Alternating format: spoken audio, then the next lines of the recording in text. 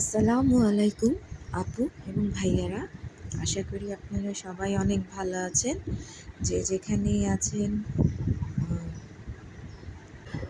আমি মুসাইবার মা আরও একটি ভিডিও নিয়ে আপনাদের সামনে হাজির হয়েছি। আহ,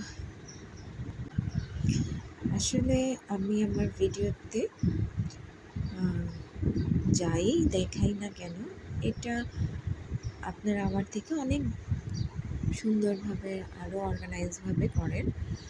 আমি জাস্ট এখানে আপনাদের সাথে গল্প বলার জন্য ভিডিও আকারে চলে আসি। তো যাই হোক, এর আগের ভিডিওতেও আমি আপনাদেরকে জানিয়েছি যে আমি একজন ওয়ার্কিং ওম্যান। অ্যাকচুয়ালি আমরা সবাই ওয়ার্কিং ওম্যান। আমি আসলে ঘরের বাইরে যেও কাজ করছি। তো আমার আসলে রেগুলার বেসিসে ওভাবে ভিডিও করা বা শ্যুট করা বা একটু গুছিয়ে অর্গানাইজভাবে আপনাদের সামনে উপস্থাপন করাটা হয় না। আর আমি আমার র্যান্ডম যাই করি না কেন সেটা আমি আপনাদের সাথে শেয়ার করি। তো আশা করি কেমন হচ্ছে, কোন জায়গায় ইমপ্রুভ করতে হবে আমাকে, সেটা আপনারা আমাকে জানিয়ে থাকবেন। গত 8ই মার্চ আমাদের নারী দিবস ছিল। নারী দিবস, পুরুষ দিবস আমি বুঝি একটি দেশ, জাতি, পরিবার, সমাজ সবই নির্ভর করে নারী পুরুষ উভয়ের সামঞ্জস্যতা, ভালোবাসা, তার দুজনেরই কন্ট্রিবিউশনের মাধ্যমে। একটি ভালো সমাজ গঠন করতে যেমন নারী পুরুষ দুজনেরই ভূমিকা রয়েছে। একটি ছোট আমাদের ঘর পরিবার, এইটাকেও সুষ্ঠু সুন্দরভাবে উপস্থাপন বা সুন্দরভাবে পরিচালনা করার জন্য নারী পুরুষ দুজনেরই ভূমিকা রয়েছে। নারী ছাড়া যেমন পুরুষ অর্ধেক, একইভাবে পুরুষ ছাড়াও একটি নারী অর্ধেক হয়ে থাকে। এই জন্যই আমরা আমাদের হাজব্যান্ড ওয়াইফ, বাবা মা, এই সম্পর্কগুলোকে আমরা বলি better half. Better half means একজন ছাড়া অন্যজন অসম্পূর্ণ। তো এই নারী দিবস নিয়ে আমি আসলে বেশি কিছু বলতে চাই না। আমি শুধু এতটুকুই বলতে চাই, নারী দিবসে আমরা আমাদের পরিবার নিয়ে, সেখানে বাবা মা, ভাই বোন, হাজব্যান্ড ওয়াইফ সবাই মানে নারী এবং পুরুষের যৌথ সম্মেলনে, যৌথ প্রচেষ্টাতেই এক সুন্দর, সুষ্ঠু এবং মানে এটাকে বলে যে স্বর্গীয় একটি পরিবেশ সৃষ্টি করা যায় দুজনের আন্ডারস্ট্যান্ডিং, ভালোবাসা এবং শ্রদ্ধাবোধ থেকে। যে পুরুষ তার ওয়াইফকে শ্রদ্ধা করে না, যে নারী তার হাজব্যান্ডকে বিশ্বাস করে না, কারণ আমি এই কথাগুলো কেন বলছি, কারণ আমাদের সমাজে এখন এই কাজগুলো অনেক, মানে এই ঘটনাগুলো অনেক বেশি হচ্ছে, যার কারণে আমি এই কথাগুলো বলছি যে দুইজনেরই মধ্যে বন্ধুত্বপূর্ণ, ভালোবাসাপূর্ণ সম্পর্কই আমাদের সামনের দিকে সুষ্ঠু সুন্দর পরিবার, সমাজ, রাষ্ট্র, দেশ গড়তে সহায়তা করে। তো আমি আসলে এর চেয়ে বেশি কিছু বলতে চাই না, কারণ আমার এই ক্ষুদ্র বুদ্ধিতে যতটুকুই মনে হয়েছে ততটুকুই আমি আপনাদের সবার সাথে শেয়ার করেছি। তো আমি আপনাদেরকে দেখাচ্ছিলাম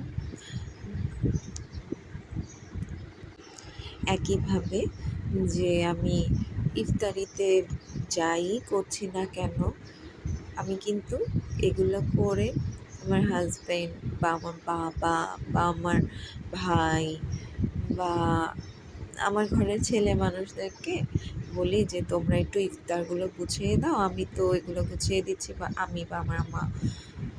তো দেখেন, আমি যেটা করছি তারাও কিন্তু আরেকটা অংশে আমাদেরকে মানে হেল্প করছে, বা আমাদেরকে বুঝতে পারছে যে ও তো আসলে রান্নাঘরের কাজগুলো করছে, আমি শরবতটা গুছাই, আমি একটু প্লেটটা গুছাই।